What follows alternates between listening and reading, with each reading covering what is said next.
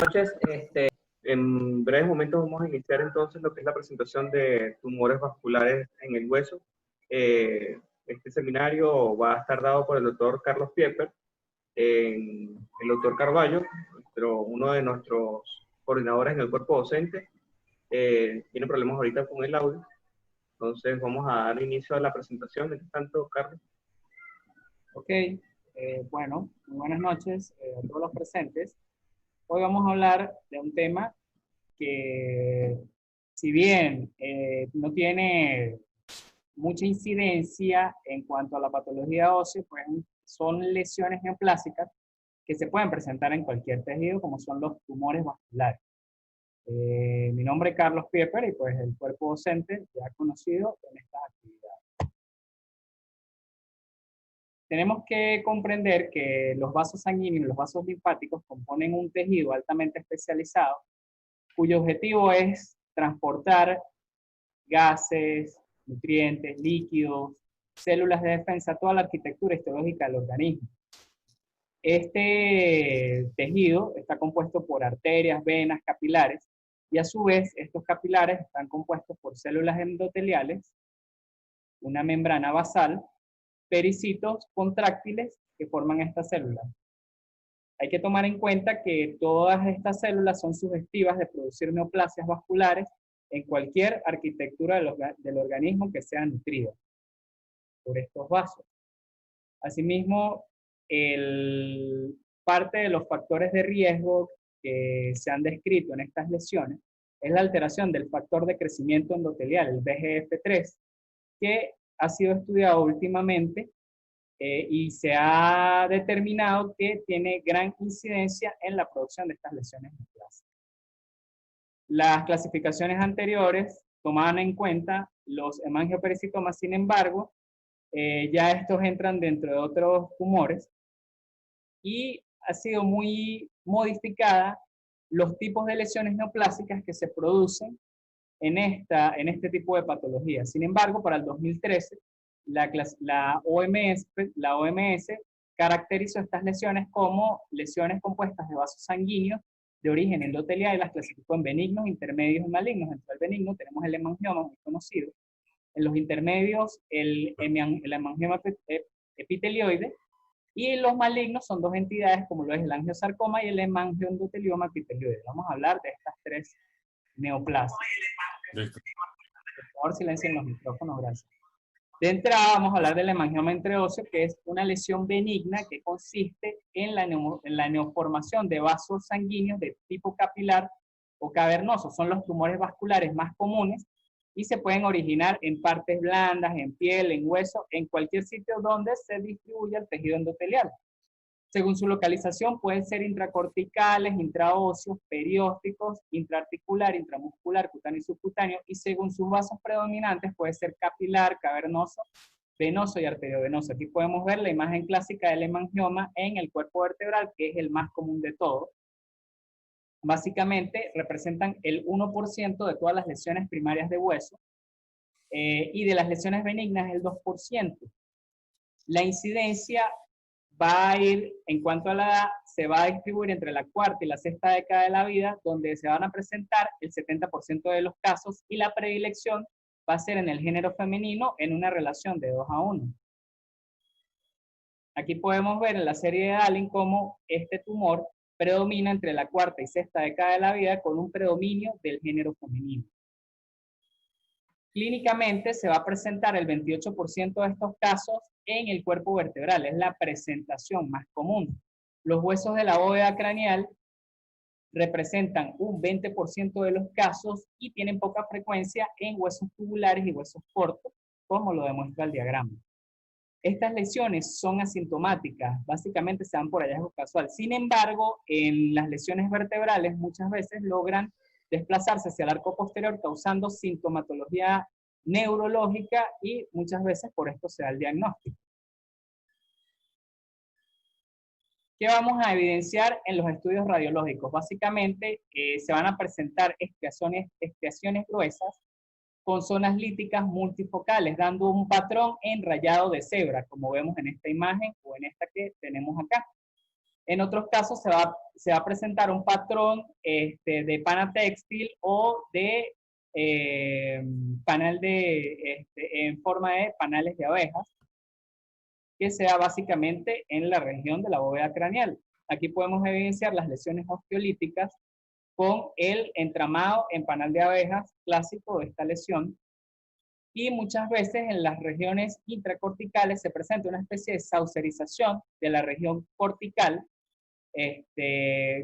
lo cual es característico de las lesiones de tipo vasculares. En los huesos cortos, aunque sea muy poco frecuente, también se suelen presentar como lesiones osteolíticas, y esta es una imagen clásica, no de un hemangioma. Muchas lesiones vasculares se presentan con este patrón de saucerización, también en las lesiones angiomatosas, como la enfermedad de Gorham o la linfangiomatosis, pueden presentar este tipo de patrón, que algunas veces simula otros cuadros osteolíticos, y se da en estos casos. En la tomografía, básicamente, se va a evidenciar un patrón de tela de lunares o un punteado a nivel de los cortes axiales y el patrón esclerótico clásico del cuerpo vertebral. Y en la resonancia se van a ver imágenes potenciadas en T1 y en T2, con una zona de hiperintensidad propia de las lesiones vasculares. Macroscópicamente se ven áreas de hemorragia, contravéculas, lesiones cavitadas de color marrón rojizo, como se puede evidenciar en este hemangioma de región costal, y en esta lesión de tibia, donde se evidencia pues el cambio de patrón que no es característico del tejido óseo. Y microscópicamente va a estar representada por la proliferación de múltiples vasos sanguíneos con contenido hemático, y la característica es que van a estar formadas por células endoteliales típicas aplanadas. Esta es la característica propia de ellos, una proliferación vascular con células endoteliales típicas. Aquí podemos evidenciar pues la proliferación vascular en tejido óseo. Esto es una muestra de un hemangioma de vértebra, donde se evidencia pues las células endoteliales planas características de los vasos sanguíneos múltiples y el contenido hemático de ellos. Es muy raro ver atipias o ver algún tipo de lesión. Esto básicamente es en el hemangioma capilar. Y en el hemangioma cavernoso va a haber una insuflación de los vasos sanguíneos, lo cual es característico de este tipo de lesiones. El diagnóstico diferencial radiológico básicamente va a estar con diferentes entidades que se pueden presentar en la columna vertebral. Recordemos que son lesiones osteolíticas y tienen un patrón muy similar a otras.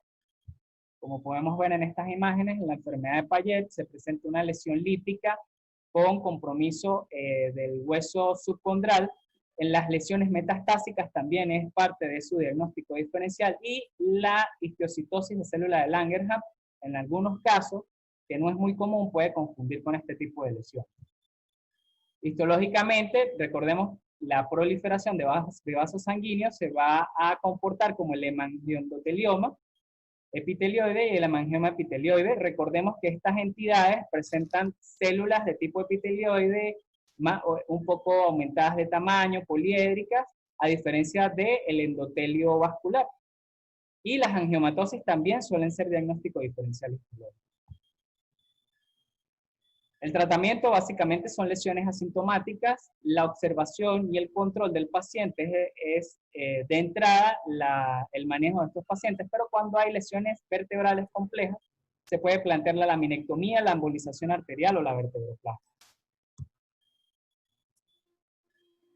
La entidad intermedia de las lesiones vasculares es el hemangioma epitelioide. La literatura tiene ciertas controversias, ya que ellos hablan de que es una lesión que suele evolucionar de un hemangioma, o es una variante del hemangioma.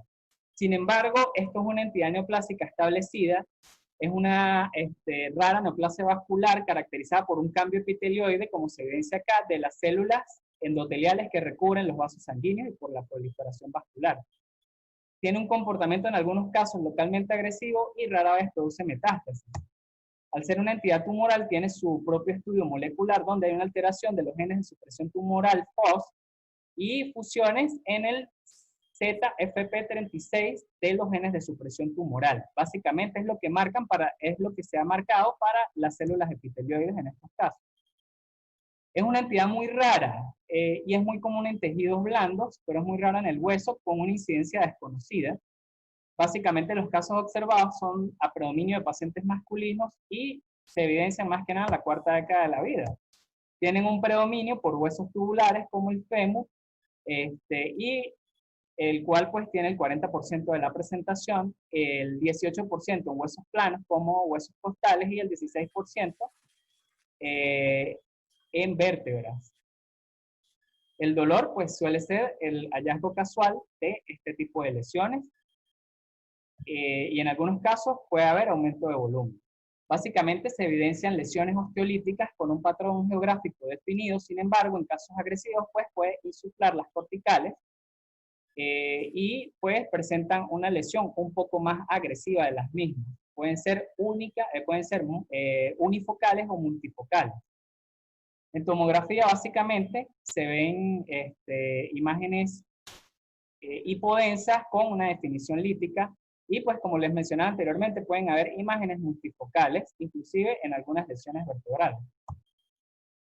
Aquí podemos evidenciar los cortes tomográficos donde se ven lesiones básicamente líticas con regiones hipodensas en su interior y sirve pues para las localizaciones dificultosas como escápula, pelvis, entre otras, que no son muy comunes. La resonancia pues va a dar cierta hipointensidad en T1 y en T2 y se puede haber cierta presentación multifocal, sin embargo, esto es más propio del hemangiendotelioma.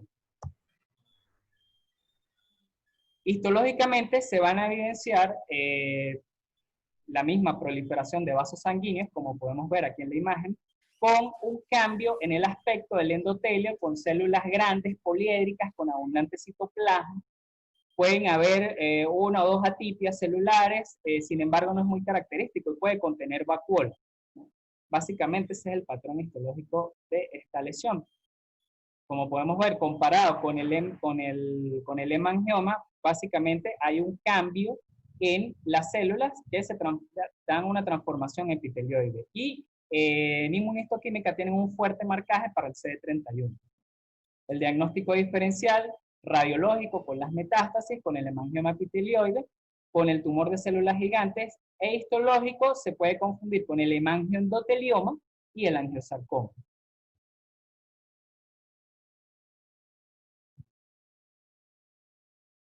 Este es un estudio multicéntrico que se realizó en Alemania y en Massachusetts, donde estudiaron varios hemangiomas epitelioides de características agresivas y pues ellos dieron cuenta de que la base del tratamiento era la resección quirúrgica, ya que estas lesiones no responden al tratamiento médico, con la embolización previa al tumor y en casos más complejos la vertebroplastia. Aquí podemos ver las imágenes propias de la vertebroplastia y de la embolización del tumor. Es un tumor que es muy poco estudiado por la baja incidencia del mismo. Dentro del espectro de lesiones malignas tenemos el hemangiendotelioma epitelioide, que es una lesión vascular neoplásica bien diferenciada en la mayoría de los casos, con una apariencia epitelioide redondeada y atípica de sus células endoteliales. Y tiene una gran tendencia a ser multifocal, pero ya tiene una característica histológica que presenta una matriz mixoide. Es una entidad neoplásica establecida con errores de transcripción genética de los genes WTR1 y CAMTA1, que están expresados en los cromosomas 3 y 1, básicamente esto del estudio de las células tumorales. Representan menos del 1% de todas las lesiones primarias malignas del hueso y la mayoría suelen ser de presentación única, aunque uno de cada 3 casos es multifocal. No tiene predilección, es la misma relación en cuanto al sexo masculino y femenino. La mayoría de los casos se presentan entre la segunda y tercera década de la vida y las lesiones multifocales por lo general se dan en pacientes jóvenes. Aquí podemos ver el pico de incidencia que se da entre la segunda y cuarta década de la vida. Básicamente se dan las extremidades inferiores, sobre todo a nivel de tibia y peroné, Y hay muy pocos casos reportados en cuanto a huesos de la bóveda craneal y vértebras y huesos cortos. Y el dolor es un dolor sordo, local, puede presentar tumefacción o no, es una clínica muy inespecífica de este tipo de lesiones. Radiológicamente se presentan como lesiones, pueden ser únicas, pueden ser múltiples, puede haber o no una reacción perióstica, como se evidencia aquí en esta imagen, la típica lesión osteolítica, con un patrón geográfico tipo 1C, o sea, no hay una zona delimitada como tal, y puede presentar ciertas áreas de saucerización en estas lesiones, con una zona de transición ancha.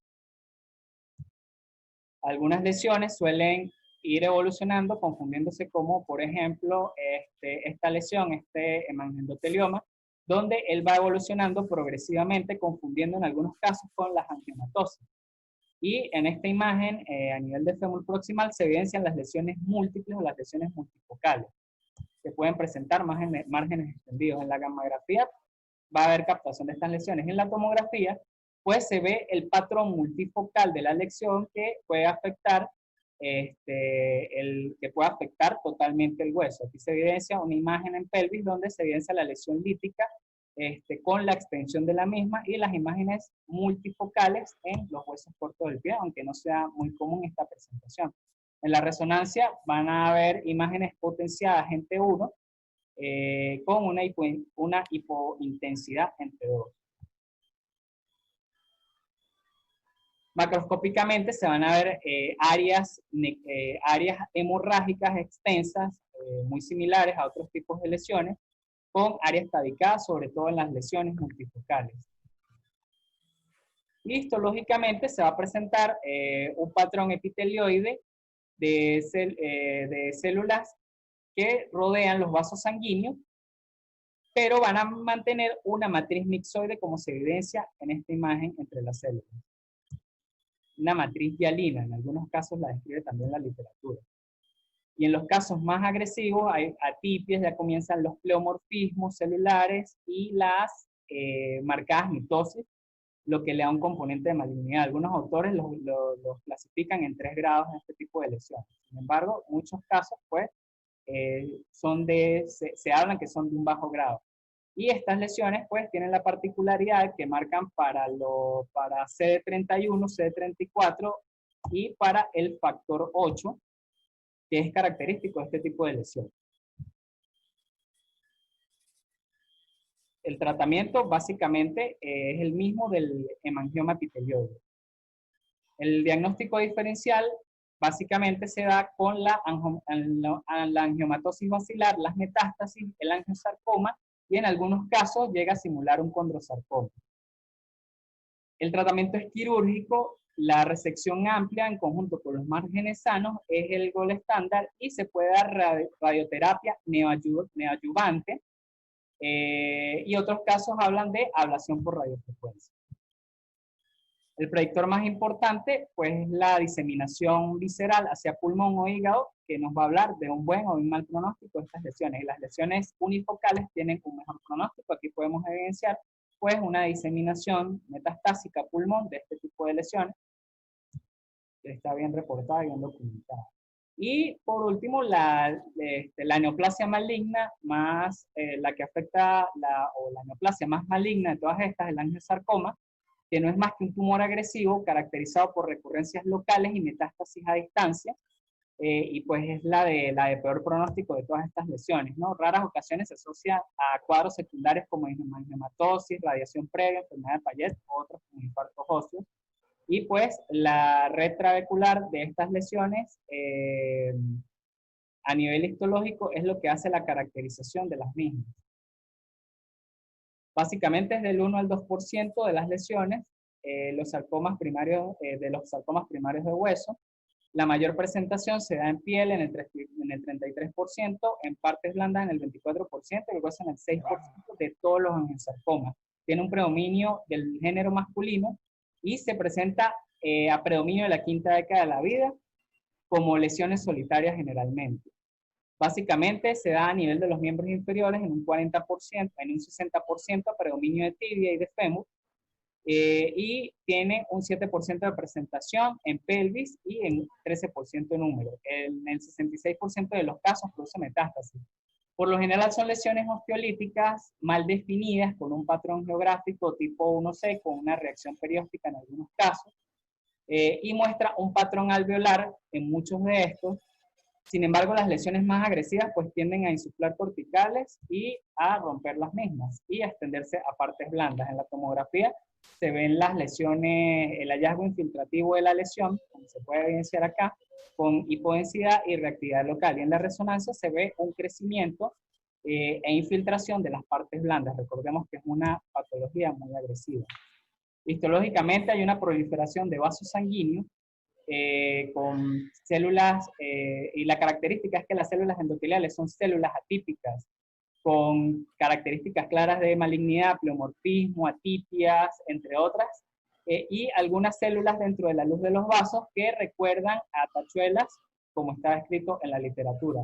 Hay mitosis frecuentes con un hipercromatismo nuclear, y para el diagnóstico del angiosarcoma hay dos criterios, que es la red anastomótica que se presenta entre sí con abundante formación de células endoteliales,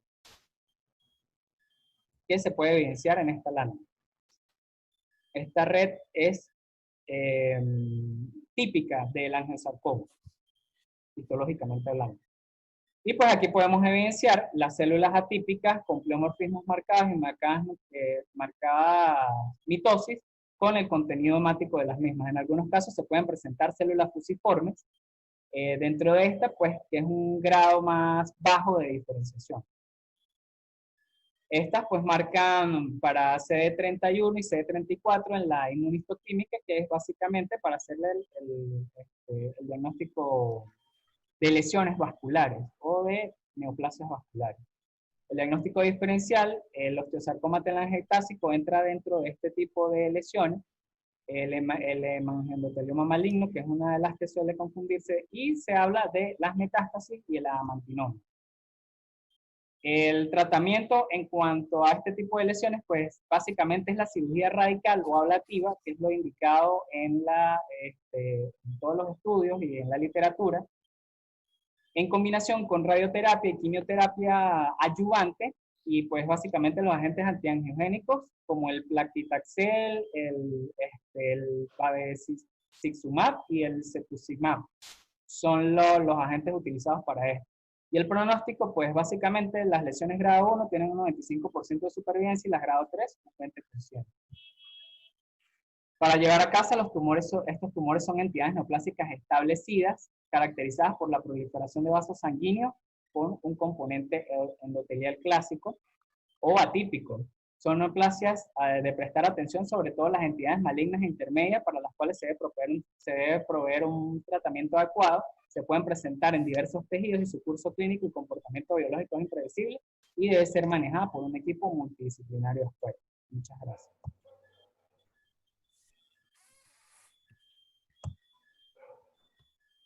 Gracias a ti, Carlos.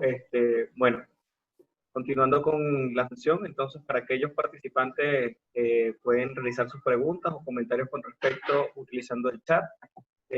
A la brevedad también vamos a estar colocando una serie de artículos que están publicados en diferentes revistas y que pueden funcionar como artículos de revisión. Ambos, o mejor dicho, todos estos artículos van a estar también junto con su URL por SciHub para que los puedan descargar de manera gratuita.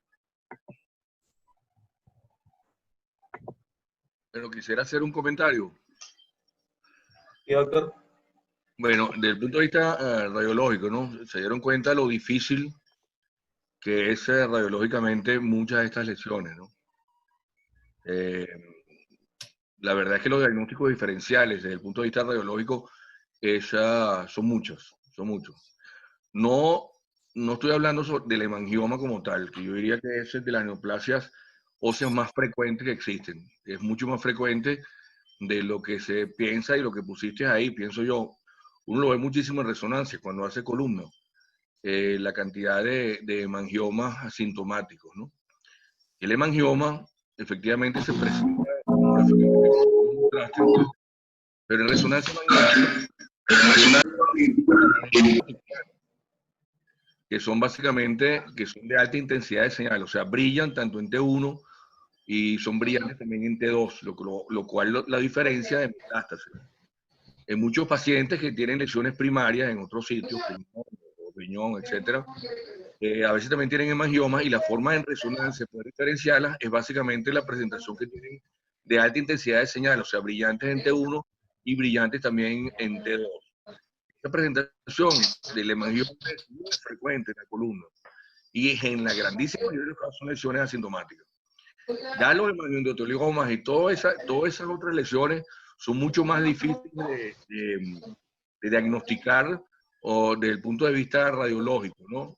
Básicamente, yo diría que uno lo que hace es la descripción de la lesión, sus características de benignidad o malignidad, y lo que va a resultar posiblemente después en la biopsia es lo que nos va a dar el resultado, como ya sabemos. El angiosarcoma, sin embargo, es diferente, una lesión que entonces sí tiene características malignas propias de la lesión y es sumamente vascularizado en las imágenes que hacemos, sobre todo en tomografía y cuando hacemos las imágenes de angiotomografía. Y eso es muy importante sí saberlo antes de la cirugía porque es importante la embolización por el grandísimo sangramiento que pueden tener. Pues ustedes deben tener experiencia los cirujanos en eso. Inclusive cuando se hace biopsia percutánea de lesiones muy vascularizadas, el sangramiento es importante de esas lesiones. Bueno, quería comentarles esto desde el punto de vista radiológico. Bueno, gracias al doctor Guinán por su aporte. Felicitamos al doctor Carlos, muy bien ilustrada. Y bueno, no sé si el otro residente, el doctor Luis Conde, habrá en su revisión encontrado alguna cosa que agregar a la presentación que hizo Carlos.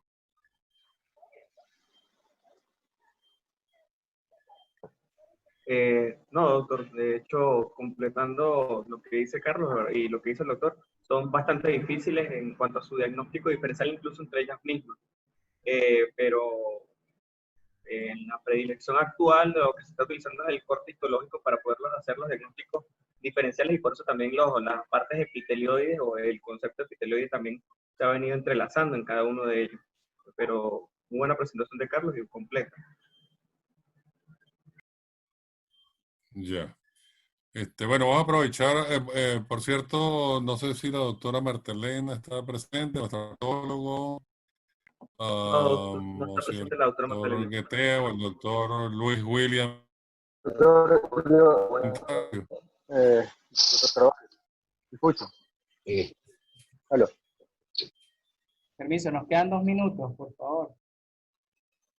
Sí, ahí, por cierto, José si Gabriel. se interrumpiera, ya está puesto ahí en el chat, podemos entrar de nuevo por medio de los mismos códigos y la misma clave. Adelante, doctor Gatea. No, yo quería saber la experiencia del doctor José Gabriel Rodríguez a las lesiones vasculares en columna, que son muy frecuentes, ¿no? Sí, eso es lo que Ya quería yo comentar. estaba Pero por bueno, darle la palabra al doctor Rodríguez y yo insistí en la conveniencia de su asistencia. Lo que quería era primero el aporte del resto, porque cuando él hable creo que no va a quedar más nada que decir. Así es que, Sí. si No, de quiere, José resto, Gabriel, pues. bueno, yo creo que se va a cortar, entonces no sé si esperamos que se corte y conectarnos de nuevo. Bueno, pero lo puedo hacer Queda ir un haciendo minuto. menos un minuto. Bueno, Bueno, si quiere vamos Eh, a cortar y volvemos a entrar enseguida. Vamos de inmediato. Con la ¿Sí? misma, con el Con mismo el ID. mismo Claro. código y la misma clave. ¿Ok? Hacemos así. Carlos, el hemangiodotelioma y que es actualmente llamado angioblastoma, seguido del angiosarcoma, que el angiosarcoma como tal, sí, de presentación en columna es muy, pero muy, muy, muy raro. Hablando del hemangioma, que es la lesión más frecuente, bueno, ya como dijeron, tiene sus características bastante definidas y el tratamiento en la actualidad es muy variado, ¿ok? Va desde embolización arterial selectiva, tomando la vértebra que es donde se ve la lesión, una vértebra por arriba y una vértebra por abajo, son embolizaciones definitivas, o sea, con microesferas ya definitivas, hasta pasando por verteroplastias y hasta llegar hasta la radioterapia, que es un tratamiento actual que se le está ofreciendo al paciente, que son aquellas lesiones de gran volumen que se acercan a la cortical, que producen dolor, mayormente se van a presentar en la región dorsal, ¿ok? Y se pueden tratar de esta manera, pues podemos ir desde la embolización hasta la radioterapia. Ya cuando la lesión, ¿ok?, produce una afectación mayor a la columna, que produce lo que es una fractura patológica, ahí sí pensamos en lo que es la cirugía de estabilización, y si compromete lo que es el canal medular, ahí sí hacemos lo que dijo el doctor que dio la presentación, la laminectomía descompresiva, ¿ok? Pero yo creo que lo que tenemos que llevarnos en esta presentación es que tenemos tres entidades mayormente que se presentan en la columna dentro de lo que son las lesiones vasculares, la mayor frecuente, el hemangioma. Después tenemos las dos malignas más frecuentes, que es el hemangioendotelioma, o también llamado eh, el endoblastoma, ¿ok? Y que es una lesión de crecimiento lento, pero ya es dentro de la clasificación de malignidad de bajo grado. Y después tenemos el hemangioendoteloma maligno, que ese ya es una lesión de alto grado, en donde estas dos, tanto la de bajo grado como la de bajo grado, de alto grado, son lesiones que tienen criterios quirúrgicos, y criterios quirúrgicos con márgenes oncológicos. En este caso, por ser columna, no podemos lograr un margen amplio, realizándose mayormente vertebrectomías en bloque o vertebrectomías respetando lo que es el área de lesión. Yo creo que básicamente eso es lo que les puedo aportar. Si tienen algún tipo de duda, por aquí estoy. Doctor, con respecto a usted habló de radioterapia para el hemangioma. Tengo esa duda. ¿O solo para Sí, el angioma? sí. Actualmente se está usando. ¿Cómo? Para el hemangioma como tal. Ok, ¿y hay algún riesgo? Porque, por ejemplo, el angiosarcoma habla de repente algunos casos de malignización, sobre todo de infartos óseos, de displasias fibrosas o eso. ¿Hay algún caso reportado de malignización de angiomas por radiación? A altas dosis sí, porque eso es lo que se hacía antes. Antes se trataba con altas dosis de radioterapia como si fuera una lesión metastásica. Se podía llegar hasta 3000 centigrados. Ahorita se le están dando bajas dosis, ¿ok? Y van tratando la sintomatología del paciente. Son estudios muy nuevos que se están haciendo, y sobre todo en este caso, algunos de los casos, con equipos de radiocirugía, o sea, con radioterapia estereotáxica. Pero yo en mi práctica médica, yo preferiría ser un poco menos agresivo, como dices tú, evitar este tipo puede ser de cambios de celularidad, llevar una lesión completamente benigna a convertirla en una maligna. Yo prefiero ir por una vertebroplastia, que es un procedimiento bastante accesible tanto para el paciente, y también es poco mórbido para el tipo de lesión que también resuelve, o como el doctor Guinan también comentó, también podemos hacer una embolización arterial selectiva que también resuelve. Gracias.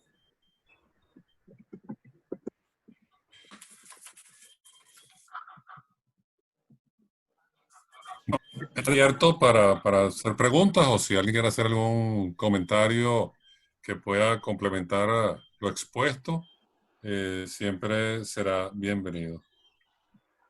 Teníamos un par de preguntas, un comentario y pregunta también en el anterior. Lo acabo de colocar nuevamente en el chat actual. Uno era el doctor Luis Consuegra, estaba preguntando para los patólogos la diferencia celular del hemangioendotelioma para predecir agresividad y potencial metastásico. De esa manera definir una línea de tratamiento. Si tenemos algún patólogo.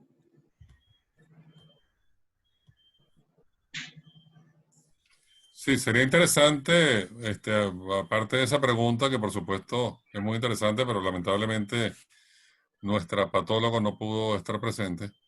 Pero también sí, sí, sería muy, muy interesante la opinión de un retrato. Yo creo que este tipo de patología, evidentemente, la concepción en su evaluación y tratamiento tiene que ser fundamentalmente multidisciplinaria. De allí que mi sugerencia o mi solicitud prácticamente sería si quienes asistimos a esto podemos convocar a nuestro equipo con el que trabajamos, llámese patólogo, llámese imagenólogo, radiólogo, oncólogo,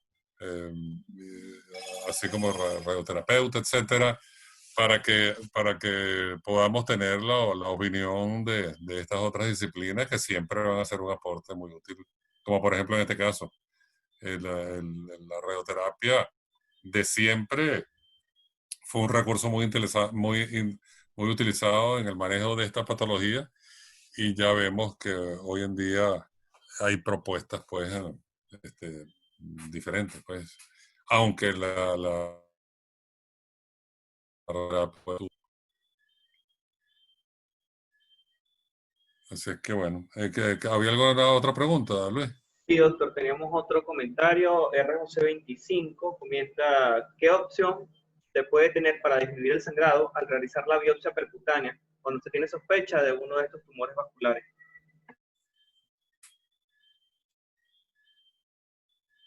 El doctor Quinan lo comentó, ¿no? Bueno, no sé, el doctor José Gabriel o el doctor Guinán, que hacen biopsias más frecuentemente por punción. Doctor Quinan, adelante que ustedes.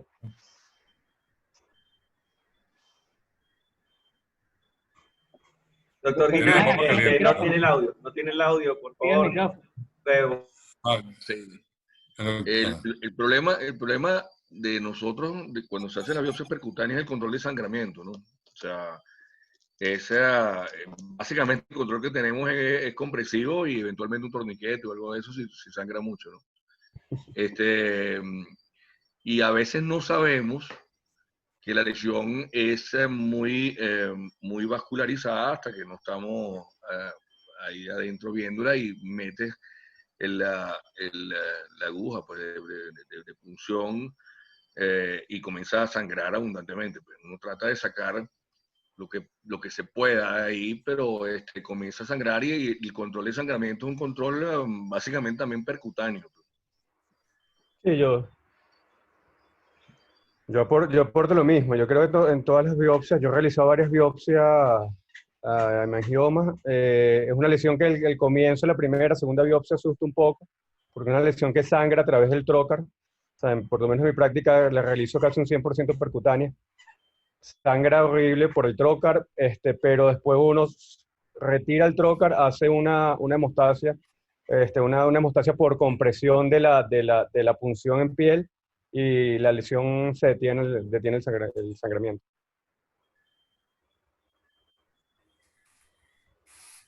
Está bien. Bueno, Sí, eso no sé si es, queda... digo, eso es correcto. El sangramiento en la grandísima mayoría de los casos no es un sangramiento que llega a chocar al paciente. Puede haber un hematoma local y que se controla básicamente por compresión, ¿no? Lo que sí quise comentarte es de la embolización antes de la operación, pues, ¿no? Sobre todo en tumores muy vascularizados y entre ellos el angiosarcoma. Pues yo me imagino que tú básicamente has tenido de repente una lesión que te sangra muchísimo en el momento de la operación, pues, ¿no? O sea, ese control de sangramiento de embolización prequirúrgico en lesiones muy vascularizadas yo creo que es fundamental, ¿no? La embolización. Eso es verdad. Bueno, Sí, disculpe, adelante. por lo menos en mi práctica se pueden realizar dos tipos de embolizaciones, ¿no? Tenemos las embolizaciones temporales, en donde tenemos 24 horas, 24 a 48 horas para realizar el procedimiento quirúrgico, que son aquellas que se realizan con FOAM. O sea, llega el radiólogo intervencionista, nos emboliza la arteria que queremos, de la vértebra que queremos operar, tenemos 24 a 48 horas. Y después tenemos las embolizaciones ya definitivas, que son con las microesferas, que yo, para mí, son, desde el punto de vista resolutivas, son mucho más efectivas. Y también no dependemos de ese tiempo de espera de 24 horas, 24 a 48 horas para operar al paciente. Porque por lo menos en nuestro medio, a veces se nos puede complicar cualquier problema, pues, nos puede complicar la llevada del paciente a la mesa operatoria. Entonces yo prefiero ya la embolización arterial selectiva definitiva, con microesfera. Pero lo que dice el doctor Guinness es completamente cierto, eso ayuda muchísimo al sangrado intraoperatorio y sobre todo el clivaje. Por el edema que disminuye, o sea, el clivaje entre los planos quirúrgicos se identifica mucho mejor y la resección tumoral se hace con mucho más facilidad. Bueno, nosotros acá, que debe ser una situación en común con todo el resto de los países de América Latina, son los costos también, porque esas embolizaciones y dígame, las embolizaciones definitivas suelen ser sumamente costosas.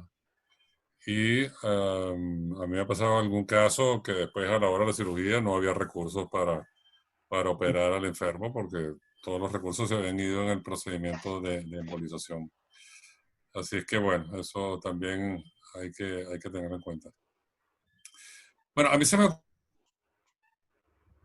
ocurre, aprovechando la presencia del doctor Díaz Pietri como cirujano oncólogo especialista en partes blandas, aunque la pregunta inicialmente iría dirigida al doctor Carlos Piper, que fue el expositor, y que luego el doctor Díaz la complemente.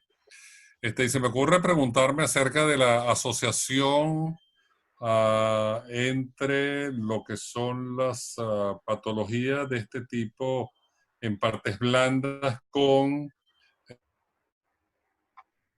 uso. ¿Hay algún tipo de coincidencia en aparición? ¿La patología es comparable? ¿Merece alguna consideración, algún comentario? Bueno, no sé si hablo yo, le cedo el espacio al doctor. No, primero tú que fuiste el que preparaste el seminario. Ok, bueno, básicamente los tumores vasculares tienen una gran incidencia, una gran presentación, en su mayoría en las partes blandas. Como lo mencioné anteriormente, casi el 30% de este tipo de lesiones, sobre todo las lesiones malignas, se presentan en tejidos blandos, en músculo, en tejido celular subcutáneo y muchas veces en piel. A diferencia de la presentación en tejido óseo, que se habla del 1% de los casos. Sí hay una inclinación de la balanza hacia las partes blandas, eso está en toda la literatura consultada y en todos los trabajos que se revisaron. La inclinación básicamente es hacia las partes blandas de este tipo de lesiones. Ok, el doctor Díaz nos puede ilustrar un poco. Activa el micrófono, Gustavo.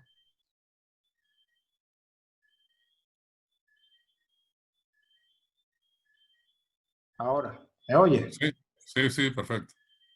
Indudablemente, como dice el sarcoma, los angiosarcomas se presentan con mucha frecuencia en tejido blando, pero no es de los más frecuentes.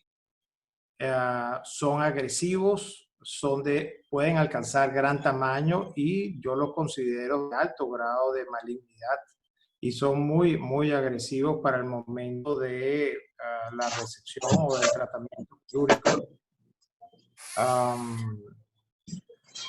Sí se ven en la casuística, se ven, como te digo, no es de los más frecuentes, pero se ven y tienen pues sus problemas de resección y tratamiento adyuvante con radioterapia y o quimioterapia, dependiendo de su grado histológico. Y desde el punto de vista quirúrgico, o sea, de tratamiento, porque hemos tenido experiencia de lo que es el abordaje de este tipo de lesiones vasculares en partes blandas, que eso es terrible, ¿no? ¿Cuál sería el Se ve abordaje? frecuente, se ve más frecuente en las extremidades, pero como todos los sarcomas, lo importante es el diagnóstico primario, preoperatorio, para poder decidir la conducta adecuada.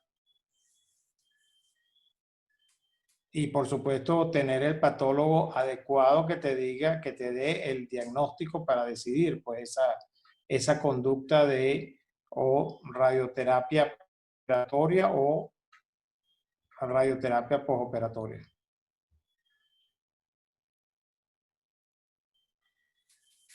Pero sí son de gran tamaño. En lo que hemos visto son normalmente, para el momento del diagnóstico, son de gran tamaño y de gran volumen. Muy bien. Muchas gracias, doctor Díaz. A la orden. Bueno, no sé si quedaba alguna otra pregunta pendiente, Luis, que estuviera registrada. No, doctor, no tenemos ninguna otra pregunta ni comentario pendiente. Bueno, muchas gracias a todos por su asistencia. Estamos siguiendo lo que es el programa docente de nuestro posgrado, tema por tema. Nosotros aquí estamos hablando de lo que es prácticamente ciencias básicas, de alguna manera. Pero bueno, por ahí se comienza y ese es el nicho que hemos querido nosotros desarrollar en este grupo como una actividad docente.